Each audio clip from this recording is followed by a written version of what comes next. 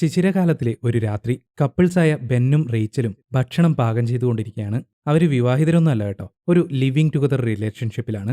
Christmas അടുത്തുകൊണ്ടിരിക്കുകയാണ്. രണ്ടുപേരും അവർ ഒരുമിച്ചുള്ള നിമിഷങ്ങൾ ആനന്ദത്തോടെ ചെലവഴിച്ചുകൊണ്ടിരിക്കുകയാണ്.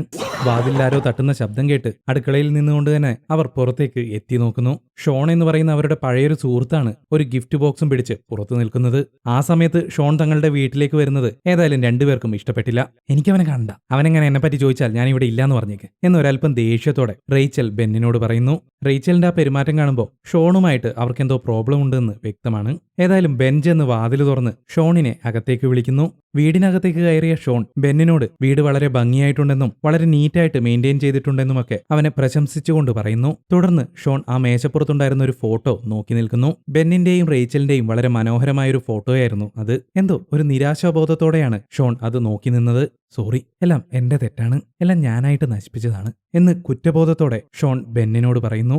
അതൊക്കെ വിട്, അതൊക്കെ കഴിഞ്ഞ കാര്യങ്ങളല്ലേ എന്ന് ബെൻ അവനോട് മറുപടി പറയുന്നു. റേച്ചൽ അവിടെ ഇല്ലേ എന്ന് ഷോൺ ബെന്നിനോട് ചോദിക്കുന്നു. ഇല്ല, അവളുടെ പാരന്റ്സിനെ കാണാൻ പോയിരിക്കുകയാണ് എന്ന് ബെൻ അവനോട് കള്ളം പറയുന്നു. അത് കേട്ടപ്പോ ഷോണിന്റെ മുഖത്ത് എന്തോ ഒരു സന്തോഷം വരുന്നു. ഞാൻ വന്നതേ ഈ ഗിഫ്റ്റ് നിനക്ക് തരാൻ വേണ്ടിയിട്ടാണ് എന്ന് പറഞ്ഞ് ഷോൺ അവന്റെ കയ്യിലുണ്ടായിരുന്ന ഗിഫ്റ്റ് ബെന്നിന് നേരെ നീട്ടുന്നു. ബെന്നാവട്ടെ വലിയ താല്പര്യമൊന്നുമില്ലായിരുന്നെങ്കിലും പുഞ്ചിരിയോടെ അത് വാങ്ങിവെക്കുന്നു. ആ സമയത്താണ് ഷോണിന്റെ മുഖത്ത് ഒരു അമ്പരപ്പും എന്തൊരു ടെൻഷനുമൊക്കെ ബെൻ ശ്രദ്ധിക്കുന്നത്. താൻ ഓക്കെ അല്ലേടോ, കുഴപ്പമൊന്നുമില്ലല്ലോ എന്ന് ബെൻ അവനോട് ചോദിക്കുന്നു. ഇല്ലടോ, എനിക്ക് കുഴപ്പമൊന്നുമില്ല. താൻ എനിക്കൊരു ഫേവർ ചെയ്യാൻ പറ്റുമോ? ആ ഗിഫ്റ്റ് ബോക്സ് തനിക്ക് ഇപ്പോൾ ഒന്ന് ഓപ്പൺ ചെയ്യാൻ പറ്റുമോ എന്ന് ഷോൺ ബെന്നിനോട് റിക്വസ്റ്റ് ചെയ്യുന്നു.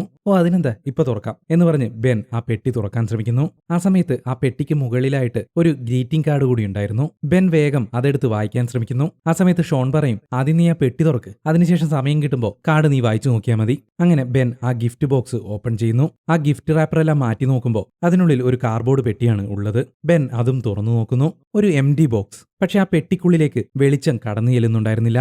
അതിന്റെ ഉൾഭാഗം കറുത്തിരണ്ട് കിടക്കുകയാണ്. ബെൻ അത് തിരിച്ചും മറിച്ചും നോക്കുന്നു. പക്ഷേ അതിനുള്ളിൽ അവന് ഒന്നും തന്നെ കാണാൻ സാധിച്ചില്ല.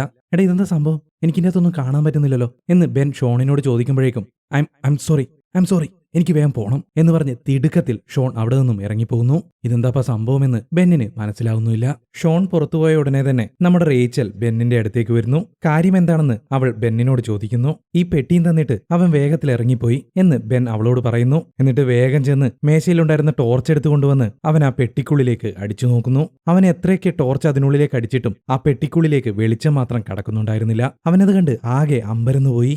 ബെൻ, നീ എന്ത് തേങ്ങയിടായി കാണിക്കുന്നത് എന്ന് റേച്ചൽ അത്ഭുതത്തോടെ അവനോട് ചോദിക്കുന്നു. പക്ഷെ ബെന്നാവട്ടെ ഇതെന്താണ് സംഭവമെന്ന് മനസ്സിലാവാതെ അന്തം വിട്ടു നിൽക്കുകയാണ്. അവൻ വേഗം തന്നെ അവിടെ ഉണ്ടായിരുന്ന ഒരു പെൻസിൽ എടുത്തുകൊണ്ടുവന്ന് ആ പെട്ടിക്കുള്ളിലേക്ക് ഇടുന്നു. എന്തു പറയാൻ, ഒരു അന്തവും കുന്തവും ഇല്ലാതെ ആ പെൻസിൽ താഴോട്ടേക്ക് എങ്ങോട്ടേക്കോ പോകുന്നു. ബെന്നിനും റേച്ചലിനും ആ പെൻസിൽ എവിടെ പോയെന്ന് ഒരെത്തും പിടിയും കിട്ടിയില്ല.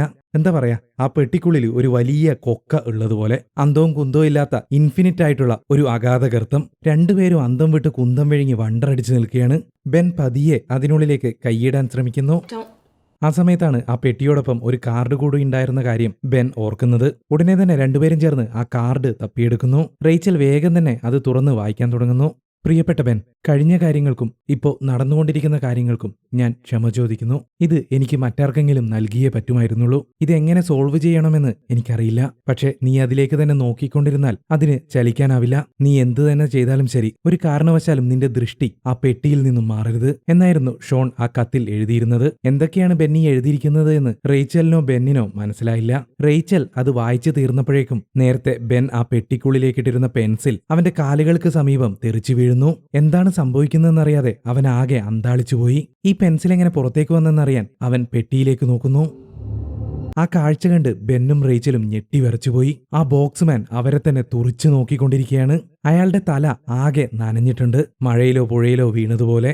ഹലോ പേടിച്ചാണെങ്കിലും ബെൻ ആ ബോക്സ്മാനോട് സംസാരിക്കാൻ ശ്രമിക്കുന്നു. പക്ഷെ അത് അവരെ തന്നെ തുറിച്ചു നോക്കിയതല്ലാതെ ഒരക്ഷരം പോലും പറഞ്ഞില്ല. ബെന്നും റേച്ചലും സ്തബ്ധരായി നിൽക്കുകയാണ്. ഉടനെ തന്നെ ബെൻ ഷോണിനെ കോൾ വിളിക്കുന്നതിനായി മൊബൈൽ ഫോൺ എടുക്കുന്നതിന് വേണ്ടി ആ പെട്ടിയിലേക്ക് നോക്കിക്കൊണ്ട് മേശയുടെ അടുത്തേക്ക് അടിവെച്ച് പോകുന്നു. ആ ബോക്സ്മാനാവട്ടെ അവന്റെ ചലനങ്ങൾ ഓരോന്നും സസൂക്ഷ്മം നിരീക്ഷിച്ചുകൊണ്ടിരിക്കുകയാണ്. ബെൻ വേഗം ഫോൺ എടുത്ത് ഷോണിനെ വിളിക്കുന്നു. ഷോണിന്റെ വോയിസ് മെയിൽ ബോക്സിലേക്കാണ് കോള് കണക്ട് ആയിരിക്കുന്നത്. ഷോൺ, നീ തന്ന സാധനം ഇതെന്താണ്? എത്രയും പെട്ടെന്ന് എന്നെ തിരിച്ചു വിളിക്ക് എന്ന് പറഞ്ഞ് ബെൻ ഫോൺ കട്ട് ചെയ്യുന്നു. അപ്പോഴെല്ലാം ആ ബോക്സ്മാൻ ബെന്നിനെ തന്നെ തുറിച്ചു നോക്കിക്കൊണ്ടിരിക്കുകയായിരുന്നു. ബെന്നിന്റെ ഓരോ ചലനങ്ങളും ആ ബോക്സ്മാൻ തുടർച്ചയായി വീക്ഷിച്ചുകൊണ്ടിരിക്കുകയാണ്. അതെന്തിനാ നമ്മളിങ്ങനെ തുറച്ചു നോക്കുന്നത്? അതിനെന്താ വേണ്ടത് എന്ന് റേച്ചൽ ബെന്നിനോട് ചോദിക്കുന്നു. എനിക്കറിയില്ല, ഞാൻ എങ്ങനെ അറിയാനാണ് എന്ന് ബെൻ ടെൻഷൻ അടിച്ചുകൊണ്ട് അവളോട് മറുപടി പറയുന്നു. നിങ്ങൾ ഒന്നുകൂടി ഷോണിനെ വിളിച്ചു നോക്ക് എന്ന് റേച്ചൽ അവനോട് പറയുന്നു. റേച്ചൽ പറഞ്ഞതനുസരിച്ച് ബെൻ വീണ്ടും ഷോണിനെ വിളിക്കാൻ ശ്രമിക്കുന്നു. അപ്പോഴും വോയിസ് മെയിൽ ബോക്സിലേക്കാണ് ആ കോൾ കണക്ട് ആയത്. എത്രയും പെട്ടെന്ന് തന്നെ തിരിച്ചു വിളിക്കണമെന്ന് ബെൻ ഷോണിന് വോയിസ് മെയിൽ അയക്കുന്നു. പൊടുന്നനെ ആ ബോക്സ്മാൻ റേച്ചലിന്റെ ശബ്ദത്തിൽ സംസാരിക്കാൻ തുടങ്ങി. സംസാരിച്ചത് മറ്റൊന്നുമല്ല, നേരത്തെ അവൾ ബെന്നിനോട് അതിനെന്താണ് വേണ്ടത് എന്ന് ചോദിച്ചില്ലേ, ആ പറഞ്ഞത് വോയിസ് റെക്കോർഡ് ചെയ്തതുപോലെ ആ ബോക്സ്മാൻ തിരിച്ചു പറയുന്നു. അതുമാത്രമല്ല, നമ്മുടെ ബെന്നിന്റെ ശബ്ദത്തിലും അത് സംസാരിക്കുന്നു. ഹേ ഷോൺ, എത്രയും പെട്ടെന്ന് എന്നെ തിരിച്ചു വിളിക്ക്. അതായത് നമ്മുടെ വീട്ടിൽ കുട്ടികളൊക്കെ ഈ ടോക്കിംഗ് ടോം ക്യാറ്റിനോട് സംസാരിക്കില്ലേ, അതുപോലെ. പക്ഷെ ഇവിടെ ഒരു വ്യത്യാസമുള്ളത്, ബെന്നിന്റെയും റേച്ചലിന്റെയും ശബ്ദം അത് കൃത്യമായിട്ട് അനുകരിക്കുന്നുണ്ട് എന്നുള്ളതാണ്. ശരിക്കും വോയിസ് റെക്കോർഡർ പോലെ തന്നെ. അത് കണ്ട് ബെന്നും റേച്ചലും എന്താണ് സംഭവിക്കുന്നതെന്ന് അറിയാതെ സ്തബ്ധരായി നിന്നുപോയി. വാ, നമുക്ക് എത്രയും പെട്ടെന്ന് ഇവിടെ നിന്ന് പുറത്തു പോവാം എന്ന് പറഞ്ഞ് ബെൻ താക്കോലും എടുത്ത് പുറത്തേക്ക് ഇറങ്ങാൻ ശ്രമിക്കുന്നു. പക്ഷേ റേച്ചലാവട്ടെ ആ സമയത്ത് ആ ബോക്സ്മാനെ തന്നെ ഇമവെട്ടാതെ നോക്കിക്കൊണ്ട് നിൽക്കുകയാണ്. റേച്ചൽ, വാ പോവാം, നമുക്ക് ഇവിടെ നിന്ന് പോവാൻ പറ്റില്ല. ആ കത്തിലുണ്ടായിരുന്നത് ഇതിനെ തന്നെ നോക്കിക്കൊണ്ട് നിൽക്കണമെന്നല്ലേ? ഇല്ലെങ്കിൽ എന്തായിരിക്കും സംഭവിക്കുക എന്ന് റേച്ചൽ ബെന്നിനോട് ചോദിക്കുന്നു. എനിക്കറിയില്ല എന്ന് ബെൻ മറുപടി പറയുന്നു. ആദ്യം നമുക്ക് അതെന്താണെന്ന് കണ്ടുപിടിക്കാം എന്ന് പറഞ്ഞ് റേച്ചലും ബെന്നും ആ ബോക്സിൽ നിന്ന് കണ്ണെടുത്ത് പരസ്പരം നോക്കി നിൽക്കുന്നു. വീണ്ടും ആ ബോക്സിലേക്ക് തിരിഞ്ഞു നോക്കിയപ്പോൾ ആ ബോക്സ്മാന്റെ കൈകൾ കൂടി പുറത്തേക്ക് കാണാൻ സാധിച്ചു. അതായത് ഇവരാ ബോക്സിലേക്ക് നോക്കി നിൽക്കുന്നില്ല എങ്കിൽ ആ ബോക്സ്മാൻ ആ ബോക്സിൽ നിന്നും ഒരുപക്ഷെ പുറത്തേക്ക് വന്നേക്കാം. അതാണ് സംഗതിയെന്ന് ബെന്നിനും റേച്ചലിനും മനസ്സിലായി. നമ്മുടെ ലാലേട്ടൻ പറഞ്ഞ പോലെ ഇപ്പൊ ടെക്നിക്ക് പിടികിട്ടി. തനിക്ക് എന്താണ് വേണ്ടത് എന്ന് റേച്ചൽ ആ ബോക്സ്മാനോട് ചോദിക്കുന്നു. ഐ എം സോറി, എനിക്ക് വേഗം പോണം എന്ന് നേരത്തെ ഷോൺ പറഞ്ഞ ഡയലോഗ് ഷോണിന്റെ ശബ്ദത്തിൽ ആ ബോക്സ്മാൻ റിപ്പീറ്റ് ചെയ്യുന്നു. റേച്ചലും ബെന്നും കണ്ണും തള്ളിയിരിക്കുകയാണ്.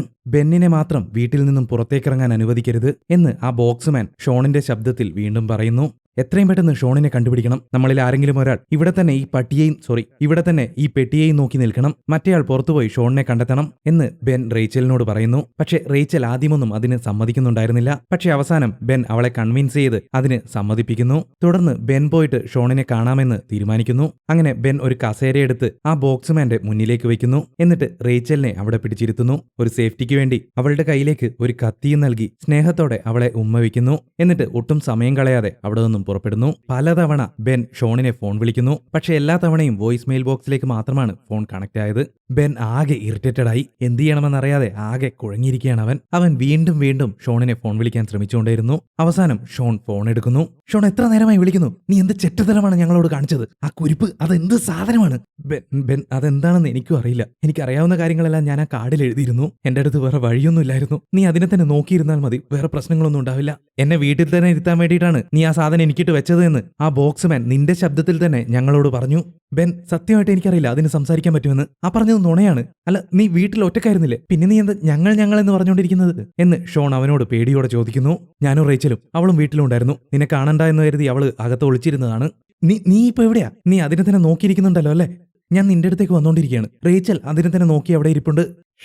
ഷിറ്റ് മാൻ, നീ തന്നെ വേണം അതിനെ നോക്കിക്കൊണ്ടിരിക്കാൻ. ഞാനത് നിന്റെ കയ്യിലേക്കാണ് തന്നത്. നീയാണ് അതിനെ ഏറ്റുവാങ്ങിയത്, അവളല്ല എന്ന് ഭയന്ന് വിറച്ചുകൊണ്ട് ഷോൺ ബെന്നിനോട് പറയുന്നു. ബെന്നിന് തന്റെ ഹൃദയം നിലച്ചതുപോലെ തോന്നി. അവന് ഒന്നും സംസാരിക്കാൻ കഴിഞ്ഞില്ല. എത്രയും പെട്ടെന്ന് റേച്ചലിന്റെ അടുത്തേക്ക് എത്തുന്നതിന് വേണ്ടി അവൻ കാറ് തിരിക്കുന്നു. ബെൻ, നീ തിരിച്ചു പോകരുത്, അത് അപകടമാണ് എന്ന് ഷോൺ അവനോട് അലറി പറയുന്നു. പക്ഷെ അത് കേൾക്കാൻ പോലും നിൽക്കാതെ ഷോൺ ഫോൺ കട്ട് ചെയ്ത് വണ്ടി വേഗത്തിൽ വീട്ടിലേക്ക് വിടുന്നു. അവിടെ എത്തിയപ്പോ വീടിനുള്ളിൽ കറണ്ടില്ല. സ്വിച്ച് ഇടാൻ നോക്കിയപ്പോഴോ സ്വിച്ച് ബോർഡൊക്കെ അടിച്ചു പൊളിച്ചിട്ടാണുള്ളത്. ടോർച്ച് ഉപയോഗിച്ച് വെൻ അവിടെയെല്ലാം തിരയാൻ തുടങ്ങി. ആ മേശപ്പുറത്ത് അവൻ വെച്ചിരുന്ന ആ പെട്ടി കാണാനില്ല. റേച്ചലിനെയും അവിടെ എവിടെയും കാണുന്നുണ്ടായിരുന്നില്ല. അവളിരുന്ന കസേരയാവട്ടെ മറിഞ്ഞു കിടപ്പുണ്ട്. ആ കസേരക്ക് സമീപം തന്നെ അവളുടെ കയ്യിൽ കൊടുത്തിരുന്ന കത്തിയും താഴെ വീണ് കിടപ്പുണ്ട്. മാത്രവുമല്ല അവിടെയെല്ലാം വെള്ളം ഒലിച്ചിറങ്ങിയിരിക്കുന്നതും കാണാം. ബെൻ ആകെ പേടിച്ച് വിറച്ചിരിക്കുകയാണ്. അടുക്കളയിൽ പൈപ്പ് തുറന്ന് വെള്ളം പോകുന്ന ശബ്ദം കേട്ട് അവൻ അവിടേക്ക് ചെന്ന് നോക്കുമ്പോൾ പൈപ്പ് തുറന്നു കിടക്കുകയാണ്. പക്ഷെ ആരെയും അവിടെ കാണാനില്ല. ബെൻ അവിടെയെല്ലാം അന്വേഷിച്ച് ബേസ്മെന്റിന്റെ വാതിൽ തുറന്ന് താഴേക്ക് നോക്കുന്നു. അവിടെ ഉണ്ടായിരുന്ന സ്വിച്ച് ഇട്ടപ്പോ ബൾബ് കത്തുകയും ചെയ്തു. ബേസ്മെന്റിലേക്ക് ടോർച്ചടിച്ച് അവൻ റേച്ചലിനെ വിളിക്കുന്നു. റേച്ചൽ, ആ ബെൻ, എന്താ പറ്റിയത് എന്ന് റേച്ചലിന്റെ ശബ്ദം ആ ബേസ്മെന്റിൽ നിന്നും മുഴങ്ങി കേൾക്കുന്നു. റേച്ചൽ, ആ ബോക്സ് ഇവിടെയൊന്നും കാണുന്നില്ലല്ലോ എന്ന് ബെൻ ഒരൽപ്പം പേടിയോടെ ബേസ്മെന്റിലേക്ക് നോക്കി ചോദിക്കുന്നു. പക്ഷെ അതിന് റേച്ചലിന്റെ മറുപടിയൊന്നും വന്നില്ല. പേടിച്ചാണെങ്കിലും ബെൻ പതിയെ ആ ബേസ്മെന്റിലേക്ക് ഇറങ്ങിച്ചെല്ലാൻ തുടങ്ങി. ബേസ്മെന്റിലെ ഒരു മുറിയുടെ വാതിൽ തുറന്നിരിക്കുകയാണ്. അവൻ അതിനുള്ളിലേക്ക് ടോർച്ചടിച്ച് തലയിട്ട് നോക്കുന്നു. പക്ഷെ അവിടെയൊന്നും ആരെയും കാണാനുണ്ടായിരുന്നില്ല. റേച്ചലിന് എന്ത് സംഭവിച്ചു എന്നറിയാതെ അവൻ ആകെ പേടിച്ചു വിറച്ചു. ആ മുറിയിലെ ലൈറ്റ് ഇടാമെന്ന് കരുതിയപ്പോഴോ അവിടത്തെയും സ്വിച്ച് അടിച്ചു പൊളിച്ചിരിക്കുകയാണ്. കുളിമുറിയിൽ നിന്നും വെള്ളം വീഴുന്ന ശബ്ദം കേട്ടുകൊണ്ടേയിരിക്കുന്നു. അതെന്താണെന്നറിയാൻ പേടിച്ച് അവൻ കുളിമുറിയുടെ അടുത്തേക്ക് പോകുന്നു. അവിടെ ഒരു ബാറ്ററി ബൾബ് ഉണ്ടായിരുന്നു. അത് ഓൺ ചെയ്തപ്പോൾ അവിടെ പ്രകാശം പരക്കുന്നു. കുളിമുറിയിലെ പൈപ്പ് തുറന്നു കിടക്കുകയാണ്. അവിടെയുള്ള കണ്ണാടിയിൽ വെള്ളത്തുള്ളികൾ പറ്റിപ്പിടിച്ചിരിക്കുന്നു. അതുമാത്രമല്ല ഷവറും ഓൺ ചെയ്തിരിക്കുകയാണ്. പേടിച്ച് അവൻ കയ്യിലെ മൊബൈലും ടോർച്ചും ഉപയോഗിച്ച് അവിടെ എന്താണെന്ന് ചെക്ക് ചെയ്യുന്നു. പേടിച്ച് വിറച്ച് ഇത് നിങ്ങളല്ലേ, എനിക്ക് നിങ്ങളെ കാണാം എന്ന് ബെൻ ആ ബോക്സ്മാനോട് പറയുന്നു. അയാൾ അപ്രത്യക്ഷമായിരിക്കുന്നു. ബെൻ അമ്പരന്ന് പേടിച്ച് വിറച്ചു നിൽക്കുകയാണ്. ബാത്റൂമിന്റെ ആ ട്രാൻസ്പെറന്റ് ക്ലോത്ത് മാറ്റി നോക്കാമെന്ന് അവൻ തീരുമാനിക്കുന്നു. എന്തോ കണ്ട് പേടിച്ച് അവൻ ടോർച്ചും ചാടി ഒരൊറ്റ ഓട്ടം. അവന് മുകളിലേക്ക് കയറാനുള്ള സ്റ്റെപ്പിനടുത്തേക്ക് എത്തിയപ്പോഴേക്കും അവിടെ കുറെ നിഴൽ രൂപങ്ങൾ നിൽക്കുന്നു. ആ രൂപങ്ങളുടെയെല്ലാം ശരീരത്തിൽ നിന്നും വെള്ളം ഇറ്റിറ്റായി താഴേക്ക് വീണുകൊണ്ടിരിക്കുന്നുണ്ട്. പേടിച്ച് വിറച്ചുകൊണ്ട് ബെൻ കുളിമുറിയുടെ ഭാഗത്തേക്ക് നോക്കുന്നു. ആ മുറിയിൽ നിന്നും എന്തോ ശബ്ദം കേൾക്കുന്നതല്ലാതെ അവിടെ ഒന്നും തന്നെ അവന് കാണാൻ സാധിച്ചില്ല. പെട്ടെന്ന് അവൻ തിരിഞ്ഞു നോക്കിയപ്പോൾ ആ നിഴൽ രൂപങ്ങൾ നേരത്തെ നിന്നതിൽ നിന്നും കൂടുതൽ അടുത്തേക്കായി വന്നതായിട്ട് അവന് മനസ്സിലായി. അതായത് ആ ബോക്സ്മാന്റെ കാര്യം പറഞ്ഞതുപോലെ തന്നെ നമ്മുടെ ദൃഷ്ടി അവയിൽ നിന്നും മാറിക്കഴിഞ്ഞാൽ ബോക്സ്മാനെ പോലെ അവറ്റകളും നമ്മുടെ അടുത്തേക്ക് വരും.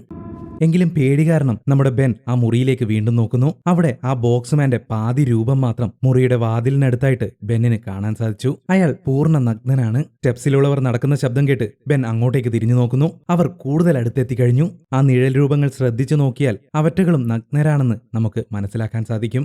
ആ നിഴലുകളും ബോക്സ്മാനെയും മാറി മാറി നോക്കുകയല്ലാതെ ബെന്നിന് മറ്റൊന്നും ചെയ്യാൻ സാധിക്കുന്നുണ്ടായിരുന്നില്ല. ആ നിഴൽ രൂപങ്ങൾ തൊട്ടടുത്തെത്തിക്കഴിഞ്ഞു. ബോക്സ്മാനാവട്ടെ അവിടെ ആകെയുണ്ടായിരുന്ന ആ ബാറ്ററി ലൈറ്റ് ഓഫ് ചെയ്യുന്നതിന് വേണ്ടി കൈ നിൽക്കുകയാണ്. ആ സമയത്ത് ബെൻ അങ്ങോട്ടേക്ക് നോക്കിയതുകൊണ്ട് അയാൾ ചലിക്കാതെ സ്റ്റാച്യു പോലെ നിൽക്കുകയാണ്. പക്ഷെ എന്നിട്ടെന്ത് കാര്യം, ഇവിടെ ആ നിഴൽ രൂപങ്ങൾ അവന്റെ അടുത്തെത്തിക്കഴിഞ്ഞു. അവ തന്റെ തൊട്ടടുത്തേക്കായി വരുന്ന കാലോച്ചകൾ ബെന്നിന് വ്യക്തമായി കേൾക്കാം. വേറെ വഴിയില്ലാതെ ബെൻ ആ നിഴൽ രൂപങ്ങളെ നോക്കുന്നു. പെട്ടെന്ന് അവിടെ ഉണ്ടായിരുന്ന ബാറ്ററി ബൾബ് കൂടി ഓഫാവുന്നു.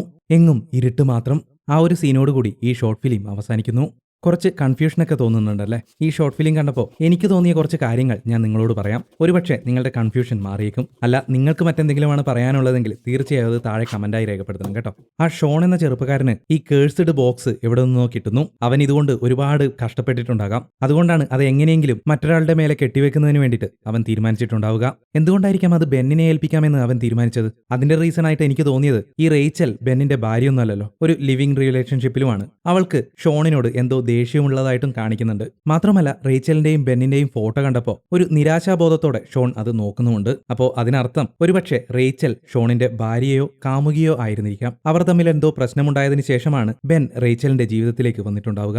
സോ ഈ ബെന്നിന് എന്തെങ്കിലും സംഭവിച്ചു കഴിഞ്ഞാൽ റേച്ചലിനെ ഒരുപക്ഷെ തനിക്ക് തിരിച്ചു കെട്ടുമെന്ന് അയാൾ ചിന്തിച്ചിരിക്കാം. അതുകൊണ്ടായിരിക്കാം അയാൾ ബെന്നിന് ഈ സാധനം കൊണ്ടു കൊടുത്തത്. റേച്ചൽ അവിടെ ഇല്ലാന്ന് ഉറപ്പുവരുത്തുന്നതിന് വേണ്ടിയിട്ടാണ് റേച്ചലിനെ പറ്റി അവൻ ചോദിക്കുന്നത്. പിന്നീട് റേച്ചൽ അവിടെ ഉണ്ടായിരുന്നു എന്ന് കണ്ടപ്പോൾ ഷോണിനുണ്ടായ ടെൻഷനും നമ്മൾ കണ്ടതാണ്. അതിനർത്ഥം അവന് റേച്ചലിനോട് ഒരു കുഴപ്പവും ഉണ്ടായിരുന്നില്ല. പിന്നെ ഷോണിന് ആ ബോക്സ് കിട്ടിയത് ഒരുപക്ഷെ വല്ല കടലിൽ നിന്നോ പുഴയിൽ നിന്നോ വെള്ളവുമായി ബന്ധപ്പെട്ട എന്തോ സ്ഥലത്തു നിന്നുമാണ്. അതുകൊണ്ടാണ് ആ ബോക്സിൽ നിന്ന് വന്ന രൂപങ്ങളെല്ലാം നനഞ്ഞിരിക്കുന്നത്. മാത്രമല്ല ആ ബോക്സ്മാൻ എപ്പോഴും വെള്ളത്തിൽ തന്നെയായിരുന്നു, ശരിയല്ലേ? കുളിമുറിയിൽ പോയിട്ട് ഷവറിന്റെ കീഴിൽ തന്നെയായിരുന്നു അയാൾ നിന്നിരുന്നത്. അയാളെ കണ്ടിട്ടാണ് നമ്മുടെ ബെൻ പേടിച്ചോടിയത്. ഇനി അവസാനം വന്ന നിഴൽ രൂപങ്ങൾ ഒരുപക്ഷെ ആ ബോക്സ്മാനെ പോലെ ആ പെട്ടിയിൽ തടവിലാക്കപ്പെട്ട ആളുകളായിരിക്കാം ആ നിഴൽ രൂപങ്ങൾ.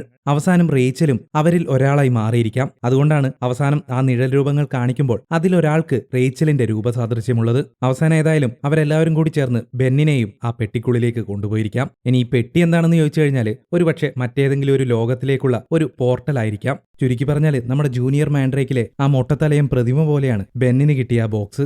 ഇതാണ് എന്റെ അഭിപ്രായങ്ങൾ, അല്ലെങ്കിൽ എനിക്ക് മനസ്സിലായ കാര്യങ്ങൾ. അതുമല്ലെങ്കിൽ ഞാൻ ചിന്തിച്ചു കൂട്ടിയ വെറും മണ്ടത്തരങ്ങൾ. ഏതായാലും നിങ്ങൾക്ക് എന്താണ് തോന്നുന്നത് എന്നുള്ള കാര്യങ്ങൾ താഴെ കമന്റ് ചെയ്യുക. ഈ സിനിമയും വീഡിയോയും നിങ്ങൾക്ക് ഇഷ്ടപ്പെട്ടു എന്ന് കരുതുന്നു. അപ്പോൾ മറ്റൊരു വീഡിയോയുമായിട്ട് വീണ്ടും കാണാം.